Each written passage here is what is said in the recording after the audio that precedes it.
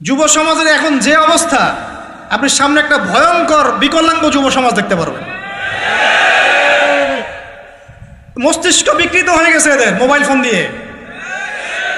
Mobile phone, pornography, মেয়েদের ফিতনা, হারাম অ্যাফেয়ার্স, মাদক, জুয়া, টিকটক, এই করতে করতে এদের মস্তিষ্কর সুস্থতা নষ্ট হয়ে গেছে। আল্লাহর কসম, আল্লাহর কসম করে বলছি, এরা সুস্থ না। একটা চিত্র খুব কমন দেখতে পারবেন, 10টা-20টা ছেলে গোল হয়ে বসে আছে ফোন নিয়ে, সবার মনোযোগ নিচের দিকে। ওয়ার্ল্ডে কি হচ্ছে, আসমানে কি হচ্ছে, জমিনে কি হচ্ছে, কোথায় মুসলিমদের উপর বোম পড়লো, কোনো ফিকিরই নাই ওর। আপনি মনে করেছেন যে এই যুব সমাজ আগামীতে দেশের হাল ধরবে? আমি হলফ করে বলতে পারি কোনোদিন দেশের উপকার করতে পারবে না। আপনি নষ্ট করে ফেলছেন যুব সমাজকে, নষ্ট করে ফেলছেন একদম। এদেরকে সুস্থতার দিকে নিয়ে আসতে হলে ইসলামী শিক্ষার কোনো বিকল্প নাই, নামাজের কোনো বিকল্প নাই। এদেরকে সামাজিক কাজে লাগিয়ে দিতে হবে, সোশ্যাল কাজে, সামাজিক উন্নয়নমূলক কাজে, এই যে মানবতার সেবামূলক কাজে, প্র্যাকটিক্যাল কিছু কাজে। কিছু বানাও, কিছু করো, সায়েন্স নিয়ে ঘাটাঘাটি করো, কিছু প্রযুক্তি উদ্ভাবন করো, তোমরা কিছু করো। দেখেন, আমরা যত কিছু ব্যবহার করি সব কিছু কিন্তু ইহুদি খ্রিস্টানদের। এই যে আমি যে মাইকে কথা বলছি, এই মাইকে ইসলামের বড় বড় কথা বলছি, এই মাইকটাও দেখা যাবে যে মুসলমান তৈরি করে নাই। তাহলে এটা কি কাম্য ছিল? আর এই বিশ্বের যত শিক্ষার বুনিয়াদ, এই বুনিয়াদি শিক্ষা দিয়েছে মুসলিমরা।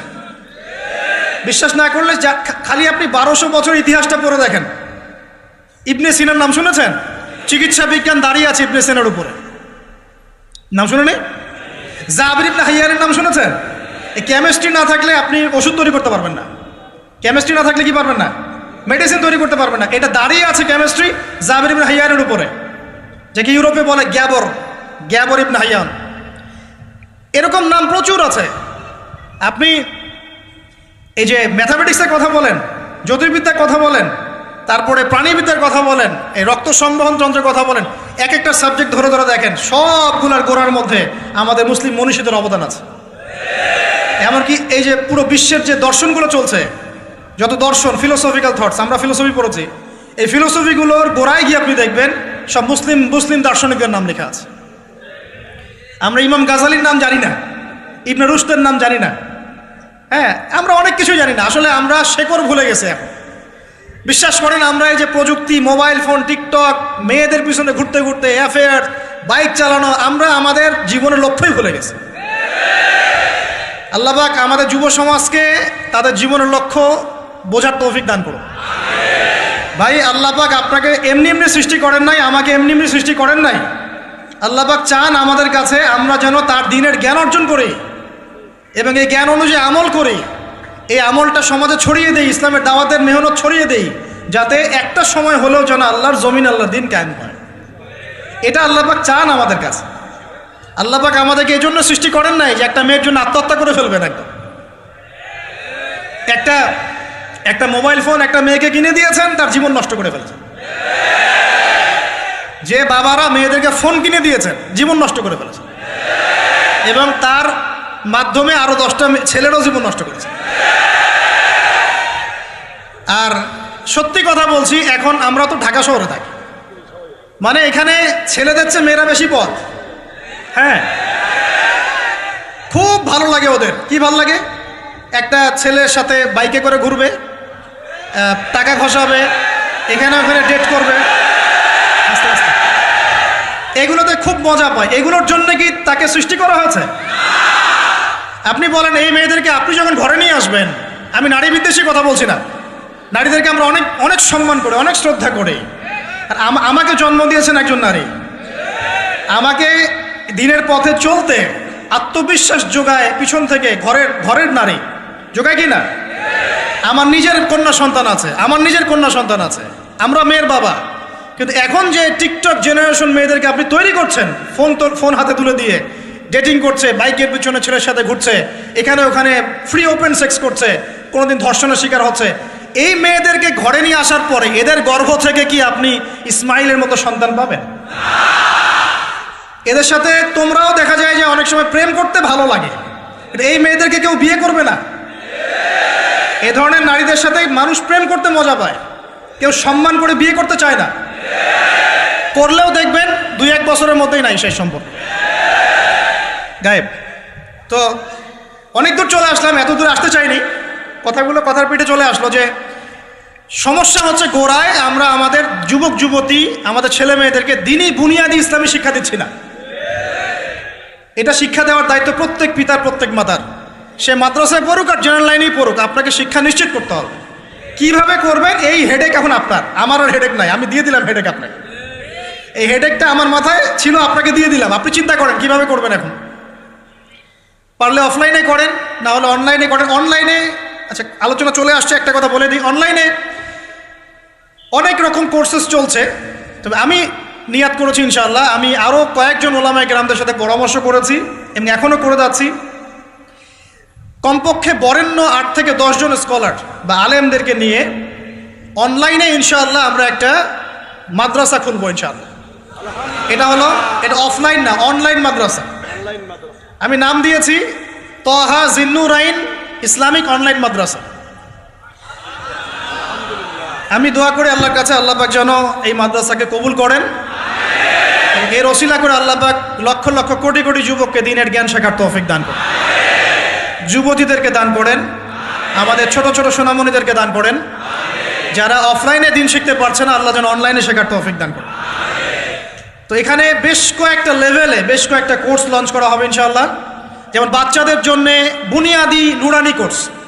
আপনার বাচ্চা আছে ছোট, 4 বছর 5 বছর বয়স, ভর্তি করায় দিলেন, নুরানি কোর্স করবে, কোরআন তেলাওয়াত করা শিখবে।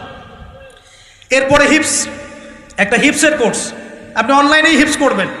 যাদের বয়স 10 বছর হয়ে গেছে, 12 বছর 15 বছর, অনলাইন হিপস করবেন। আপনি চলে আপনার বয়স যদি 30-40 হয় আপনিও করতে পারবেন, তো আপনার ব্যাচটা আলাদা হবে। এরপরে হচ্ছে আমাদের জেনারেল ভাইদের জন্য, জেনারেল শিক্ষিত দিনী ভাইদের জন্য ইসলামিক ডিপ্লোমা কোর্স। এটা কেমন? এখানে 4-5টা লেভেল থাকবে। লেভেল 1 মনে করেন, এখানে আপনার বুনিয়াদি জিনিস, আপনার আকীদা, আপনার কোরআন তেলাওয়াতের জ্ঞান, আপনার দৈনন্দিন জিকির আজগার, নামাজ, আপনার হাদিসের মধ্যে ফয়জুল কালামের মতো বই, ঠিক আছে, ইসলামের ইতিহাস, তারপরে ফিকহের মধ্যে ফিকহুল মুয়াসসার, এই ধরনের বই। মানে প্রাথমিক বুনিয়াদি যে জ্ঞানটুকু মাদ্রাসা দেওয়া হয়, এটা ইনশাল্লাহ শিখবেন। এটা শেষ করার পরে যাবেন লেভেল 2। লেভেল 2তে গিয়ে আরও হাই ক্লাস কিছু বই পাবেন, ওখানে আরও কিছু সাবজেক্ট অ্যাড হবে, ইসলামিক পরিবার, ইসলামিক অর্থনীতি, ঠিক আছে, ইসলামিক জিওপলিটিক্স, এসক্যাটোলজি, এরকম কিছু সাবজেক্ট আসবে ইনশাআল্লাহ। এটা দিয়ে আবার কপি করে সবাই বানানো শুরু করে দিয়েন না, আমি তো বলে দিচ্ছি আর কি। আর বানালেও আলহামদুলিল্লাহ কোনো সমস্যা নাই, এটাও দিনের খেদমত হবে ইনশাআল্লাহ। একজনকে দেখে যদি আরও 10 জন শেখে, সমস্যা কোনো সমস্যা? এভাবে লেভেল 3তে গিয়ে আপনি মাদ্রাসায় যেগুলো নাহু, হেদায়েতুন নাহু, হেদায়া কুদুরি, এই ধরনের বইগুলো পড়ানো হয়, এগুলো শিখবেন ইনশাআল্লাহ। শেষ লেভেলে গিয়ে আপনি জালালাইনের মতো তাফসীর শিখবেন ইনশাআল্লাহ। মানে একজন মৌলানা সাহেব বলতে বোঝাচ্ছি, আমি তো আপনাকে ফকিহ বা মুফতি বা মুহাদ্দিস এরকম লেভেলের কথা বলছি না। একজন আলেম, একজন জাননেওয়ালা, বুঝওয়ালা মানুষ যতটুকু দিনের জ্ঞান অর্জন করেন ইনশাআল্লাহ, এই জ্ঞানটুকু আপনি লেভেল 1, 2, 3, 4, 5 এভাবে আপনি অর্জন করবেন ইনশাআল্লাহ। এভাবে যদি আমরা পুরো বাংলা ভাষাভাষীদের মধ্যে, পুরো ওয়ার্ল্ড ওয়াইড এটাকে ছড়াতে পারি ইনশাআল্লাহ, আগামী 5 বছরের মধ্যে আমরা আশাবাদী কমপক্ষে 1 লক্ষ মানুষ তো দিন শিখবেন ইনশাআল্লাহ। আল্লাহ পাক আমাদেরকে তৌফিক দান করুন। এবং এগুলো হবে খুব স্বল্প মেয়াদি, 6 মাস, 4 মাস, 6 মাস এরকম কোর্স, যাতে আপনি বিরক্ত না হন। কারণ আমি অভিজ্ঞতা থেকে দেখেছি 1 বছরের কোর্স মানুষ করতে চায় না। দিনী বোনদের জন্য কোর্স থাকবে, এবং দিনী বোনদের ক্লাস নেবেন মহিলা টিচাররা ইনশাআল্লাহ। দিনী বোনদের ক্লাস নেবেন মহিলা টিচাররা ইনশাআল্লাহ। যদি কেউ প্যারেন্টিং নিয়ে কোর্স করতে চান, প্যারেন্টিং কোর্স থাকবে, সন্তান প্রতিপালন। যদি কেউ পরিবার নিয়ে কোর্স করতে চান, ফ্যামিলি ডেভেলপমেন্ট কোর্স থাকবে। ইসলামিক ইকোনমিক্স নিয়ে কোর্স করতে চান, ইসলামিক ইকোনমিক্সের কোর্স থাকবে। ইসলামিক ফাইন্যান্স শিখতে চান, সেটা থাকবে ইনশাআল্লাহ। এক একটা ডিপার্টমেন্টে এক একটা কোর্স নিয়ে আমরা এই মাদ্রাসা লঞ্চ করবো ইনশাআল্লাহ তাআলা। আল্লাহ পাক এটাকে কবুল করুন, আমিন। এবং এর পাশাপাশি এই সিলেবাসগুলো আমি নিয়াত করেছি উন্মুক্ত করে দিব। যে কোনো প্রতিষ্ঠান, দিনী প্রতিষ্ঠান, সেটা হোক ইসলামিক স্কুল বা ইসলামিক কলেজ বা মাদ্রাসা, তারা যদি এই কোর্সগুলো করতে চায়, করাতে চায়, সিলেবাস নিয়ে তারা লঞ্চ করতে চায়, ইনশাআল্লাহ তাদের জন্য উন্মুক্ত করে দেওয়া হবে ইনশাআল্লাহ, যাতে করে সারা দেশের বিভিন্ন জায়গায় কোর্সগুলো ছড়িয়ে পড়ে। আমি জ্ঞানতাত্ত্বিক কথা এজন্য বললাম বেশি করে, প্রথম ফরজ আপনার উপরে ইকরা বিসমি রাব্বিকাল্লাযী খালাক। আমরা ইয়াংদের মধ্যে একটা সমস্যা দেখছি এখন, ফ্যান্টাসি মানে আগে হয়তো মানে বিপথে ছিল, হেদায়েত পেয়েছে, ইসলামের দিকে এসেছে। এখন অনেক বড় বড় স্বপ্ন, মাশাআল্লাহ, স্বপ্ন দেখা ভালো, বড় বড় স্বপ্ন, বড় বড় ইচ্ছা, অনলাইনে বসে গরম করে ফেলছে একদম, ফেসবুক গরম, ইউটিউব গরম, হ্যাঁ, ব্লগ দিয়ে ভর্তি গরম। কিন্তু বেসিক যে কোরআন তেলাওয়াতটা করা শিখবে সেটা ঠিক নাই। 3 মাস কোরআনটা তেলাওয়াত করা শিখবে একজন আলেমের কাছে? নাই। একটা কোর্স লঞ্চ করে দেন 6 মাস, 6 মাস ক্লাস করবে না, প্রথম 1 মাস ক্লাস করে পরের নাই, 5 মাস নাই। এইভাবে ভাই দিনের হয়তো সামান্য কিছু খেদমত হতে পারে, সামগ্রিক পরিসরে ইসলাম বিজয়ী হবে না। এক কথায় আমরা যদি এই যুগের আবু বকর, ওমর, ওসমান, আলী রাদিয়াল্লাহু আনহুম আজমাইন হতে না পারি, তাহলে এই যুগের সেই ইসলামী খেলাফা বাস্তবায়িত হবে না। এটা হলো মূল কথা। এই পথের প্রথম কাজটাই হচ্ছে দ্বীনি ইলম অর্জন করা। আর ইলম অর্জন করাটা আপনার জন্য কি? নফল, মুস্তাহাব, সুন্নত না ফরজ? এটা কে বলেছেন? রাসূলুল্লাহ সাল্লাল্লাহু আলাইহি ওয়াসাল্লাম বলেছেন, তালাবুল ইলমি ফরিদাতুন আলা কুল্লি মুসলিম। তালাবুল ইলম মানে জ্ঞান অর্জন করা, ফরিদা ফরজ মানে কি? ফরজ মানে বাধ্যতামূলক। আলা কুল্লি মুসলিম, কুল্লি মানে কি? প্রত্যেক। কুল্লি মানে কি? কুল্লু মানে প্রত্যেক মুসলমানের উপরে, প্রত্যেক মুসলমান যে মুসলমান দাবি করে নিজেকে, কালিমা পড়েছে, তার উপরে জ্ঞান অর্জন করা ফরজ করেছেন আল্লাহ। আপনি কোরআন তেলাওয়াত না শিখে থাকতে পারবেন না, তো এটা আপনার উপর ফরজ করা হয়েছে। নামাজ কি পড়ছেন, কি বলছেন, এটা আপনাকে শিখতে হবে, তো এটা ফরজ করা হয়েছে। আজান দেওয়া শিখতে হবে, ইকামত দেওয়া শিখতে হবে, ইমামতি করার যোগ্যতা অর্জন করতে হবে। এই মালয়েশিয়ার একটা ভালো জিনিস দেখলাম যে ওখানে প্রাইমারি লেভেল থেকে, মানে স্কুল লেভেল থেকেই এই মাদ্রাসা এবং মানে জেনারেল এটা আলাদা করে করে কোনো প্যাটার্ন করা নাই, এটা একসাথেই প্যাটার্নটা করে দেয়া। মানে আপনি স্কুলে ভর্তি হলে, স্থানীয় স্কুলে বা কলেজে যেভাবে তারা সিস্টেম করেছে, ইসলামের বুনিয়াদী শিক্ষাটা বাধ্যতামূলক শিখতে হবে।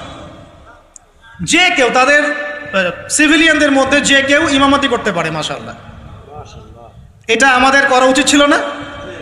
আমরা কি মুসলিম প্রধান দেশের অধিবাসী না? আমরা জোর দাবি জানাই যে শিক্ষা ক্ষেত্রে একটা আমূল পরিবর্তন নিয়ে আসতে হবে ইনশাআল্লাহ। একদম প্রাইমারি লেভেল থেকে ইসলামিক শিক্ষাকে আমাদের দেশে বাধ্যতামূলক করা হোক। মাদ্রাসা শিক্ষা মাদ্রাসায়, আবার সেকুলার শিক্ষাতে, এই দুদিকে চলছে।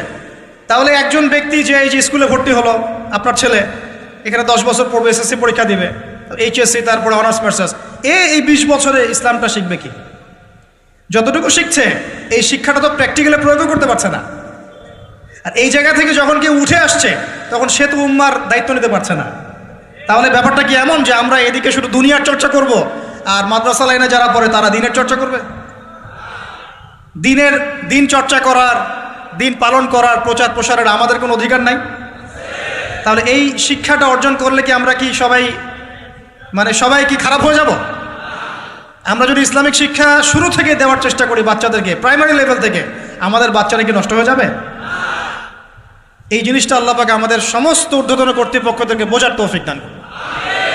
আল্লাহ পাক আমাদের ঊর্ধ্বতন কর্তৃপক্ষদেরকে এই বিষয়টা বোঝার তৌফিক দান করুন যে ইসলামী শিক্ষায় কল্যাণ ছাড়া অকল্যাণ কিছু নাই। এখানে যদি অন্য ধর্মাবলম্বী কেউ থাকেন, সে তার ধর্ম চর্চা করবে, কোনো সমস্যা? আমরা আমাদের ধর্ম শিখবো ইনশাআল্লাহ। তো এই জিনিসটা আমাদের বুনিয়াদী শিক্ষা। এখন যদি আপনি না পারেন, এখন আপনার কাছে ওই পাওয়ার নাই, ক্ষমতা নাই, ইমপ্লিমেন্টের সুযোগ নাই, তাহলে কি করবেন? তাহলে এখন যে আপনি 20 বছর পড়াশোনা করে ফেলেছেন জেনারেল লাইনে, এখন কি করবেন?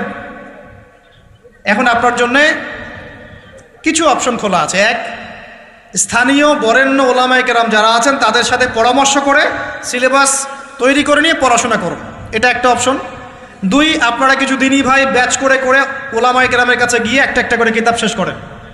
2, 3, অনলাইনে কিছু কোর্সেস চলছে, এই কোর্সেসগুলো করতে পারেন, কাজে দিতে পারে। তবে অনলাইনে কোর্স অফলাইনের মতো হয় না। অফলাইনে ওস্তাদদের সামনে বসে যে পড়াশোনা, এটা অনলাইনে পাবেন না আপনি, ঠিক আছে? অথবা আপনার যদি সুযোগ থাকে তাহলে প্যাটার্ন চেঞ্জ করে এই প্যাটার্নে যেতে হবে। এগুলো ছাড়া তো আপনার সামনে কোনো অপশন খোলা নাই। যে আমরা যদি মাদ্রাসাগুলোতে এবং আমাদের শিক্ষা প্রতিষ্ঠানগুলোতে জেনারেলদের জন্য আরবির কোর্স আর মাদ্রাসা শিক্ষার্থীদের জন্য জেনারেল কোর্স রাখি, তাহলে উভয়ে শিক্ষিত হতে পারবে। চা মনে করেন এই ভাই মাদ্রাসায় পড়েছেন, মাশাআল্লাহ, তিনি মাদ্রাসার সব জ্ঞানই রাখেন আলহামদুলিল্লাহ, কিন্তু সায়েন্স তো শিখতে পারেন নাই, নামাজ শিখতে পারেন নাই, ওযু শিখতে পারেন নাই। এখন এই ভাইকে কি করবেন? এই ভাইকে ইসলামিক কিছু ডিপ্লোমা কোর্সের আওতায় আনতে হবে, এনে অফলাইন বা অনলাইনে শিক্ষা দিয়ে তাকেও মানুষ করে গড়ে তুলতে হবে। এই তো যদি আমরা চিন্তা করি, আমরা চিন্তা করতে হবে আমাদেরকে জাতি নিয়ে, বড় বড় কথা বললে হবে না তো।